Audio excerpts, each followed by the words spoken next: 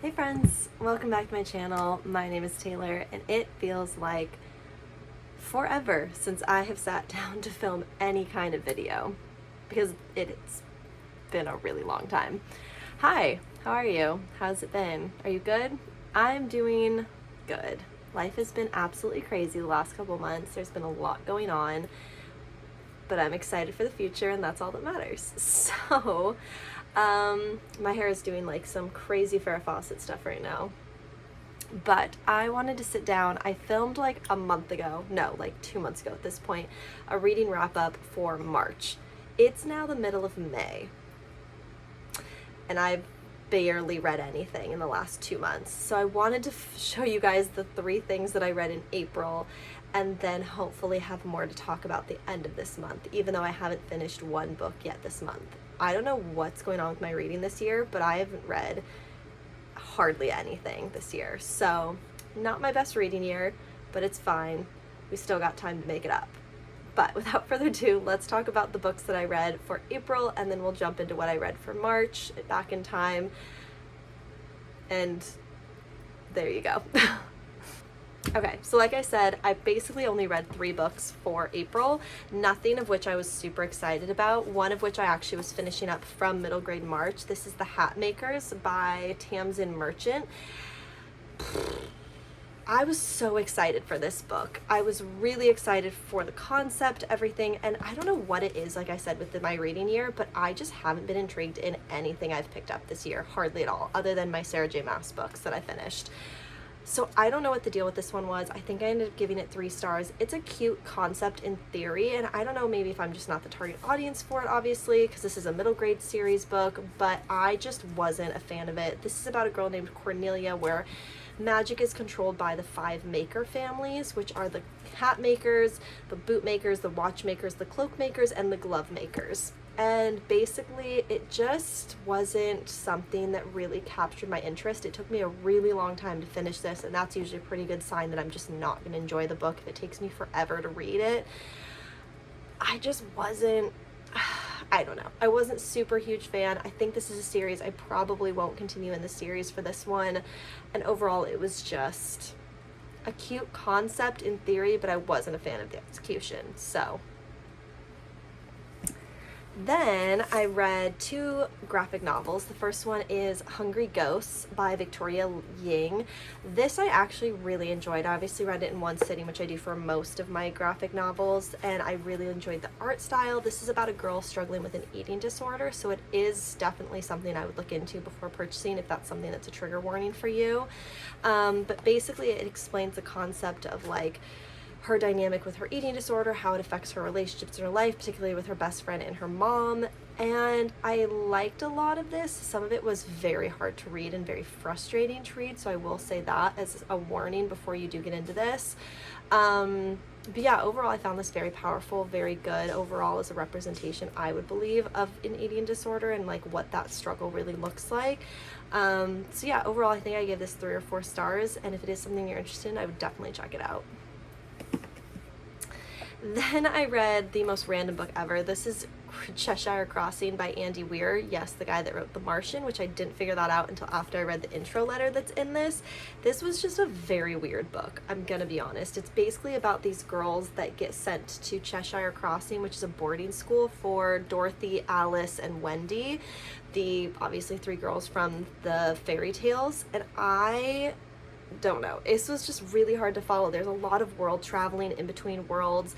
The girls themselves were not likable in any capacity, which I think is kind of the point. Motives were very bizarre. I don't know. It was just a very weird book. I overall just wasn't a super huge fan. If you like kind of like bent or like twisted storytelling, like fairy tales, this might be something you want to check out. The art is pretty cool with it. It does, you know, graphically look really cool, and I did like that. But yeah, overall this was not my favorite. I think I gave this one a 2 or 3 stars. So check it out if you're interested, but there you go.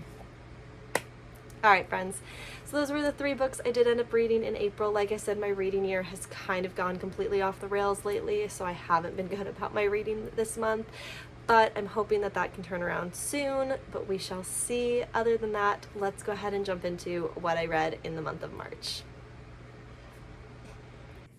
Okay, so I'm sad to report that I did not achieve my goal of reading 50 books in the month of March. March was a crazy month. There was a lot that happened, and I just was busy, and then at the end of the month I was just really unmotivated to not read. So I read 12, which is still pretty good for me, I must say. So here is the current stack of what we completed. And yeah, we're just gonna dive into it. I'm not even gonna do these in order. We're just gonna pick them up, talk about them, and move on. First, let's talk about, I think, my favorite read from the entire month, which was actually the first thing I read, which is A Monster Calls by Patrick Ness.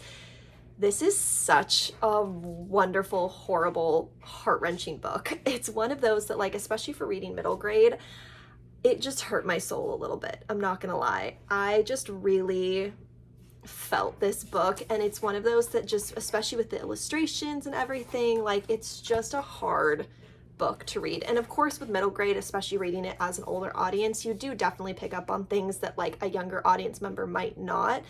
But yeah, overall I just thought this book was incredible. I really enjoyed it and loved it. 4 out of 5. Next, I read a really cute little story. This is called Firefly Hollow. This is by Allison McGee. This is about a little firefly named Firefly and a little cricket called Cricket.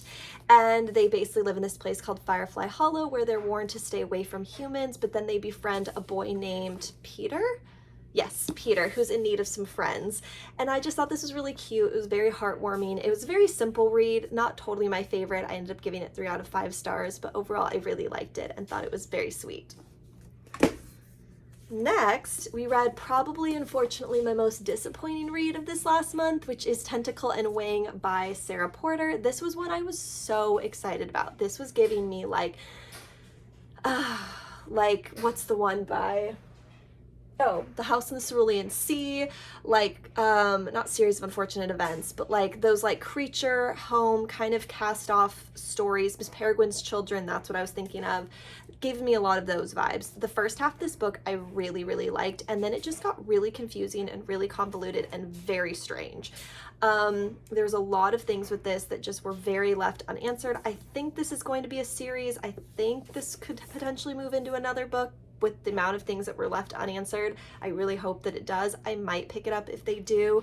But yeah, overall, it just got really convoluted. People's motivations were super vague. It was very high level. I really enjoyed, like I said, the first half, and then it just got very weird. So overall, I think I ended up giving this like a 1 or 2 star. It wasn't my favorite, unfortunately. I loved the concept of this. This is about a girl who basically, there's like a scientific experiment gone wrong, and people now are born with like animal genomes or like things in their biography. I'm trying to think. Oh yeah, it's like a mix of human and animal DNA. So overall, I really enjoyed it, the first half, but the second half really let me down on this one. And I think, like I said, I ended up giving it like 1 or 2 stars. Next, I read the entirety of the Spiderwick Chronicles series. This was really cute. I actually really enjoyed this, and actually, like, it wasn't as great as I was hoping that it would be. I'd be actually really interested to go back and see the show that they ended up making of these, because I think the like animation and like the characters and the creatures in these are really interesting. But this was a very high level story. Like, there was not a lot that they really went into as much as I really wish they could have. The characters are cute. The storyline itself is fine. I just honestly thought they could honestly have made this into one continuous story. The break apart of each of the different books was like fine, and I get that it's geared towards a younger audience, that this is probably more digestible in these kind of little novellas, because I think each of these are only like 150 pages, if even that, maybe 100. So yeah, overall this could have been like a thicker middle grade for sure. But yeah, I liked it. I thought they were fine. I really wanted more from it though, so I think most of these I ended up giving like 3 stars. But yeah, the creatures and the characters in these I really loved. I just wish there was more.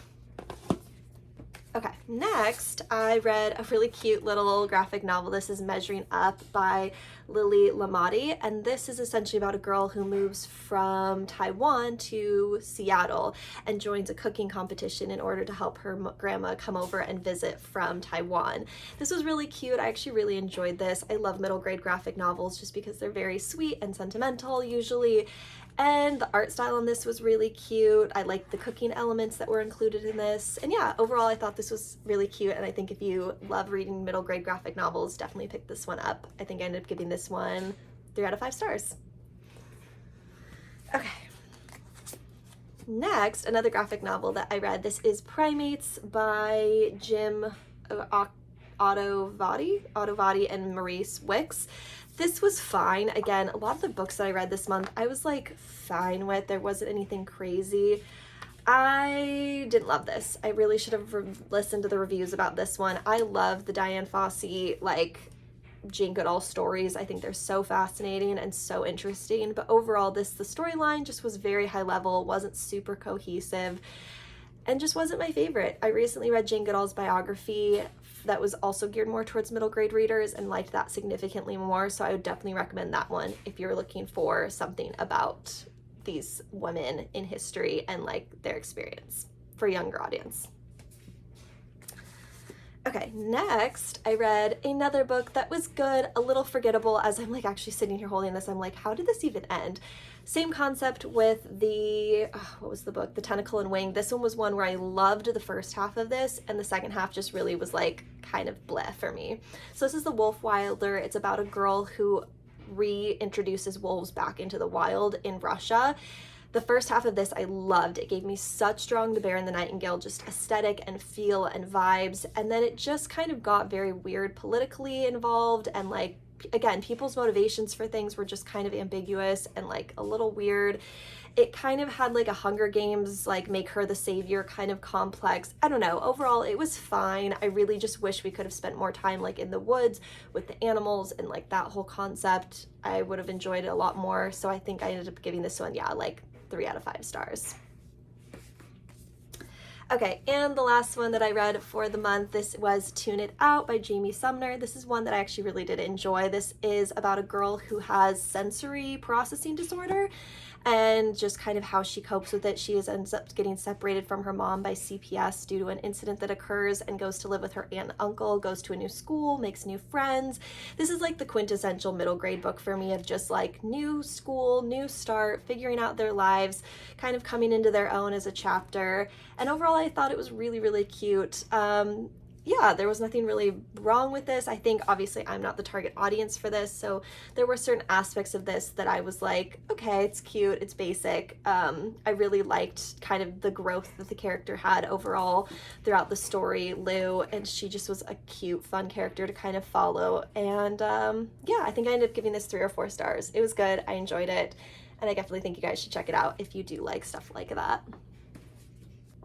Alright guys, so that is everything that I ended up reading the month of March. I was not as successful as I hoped to be with my giant ambitious goal of reading, but one of these years it's gonna happen. I know it. So I hope you guys enjoyed. Let me know what you enjoyed reading in the month of March in the comments down below. Give this video a thumbs up if you liked it. Subscribe to see more of my face, and I'll see you guys in the next one. Bye!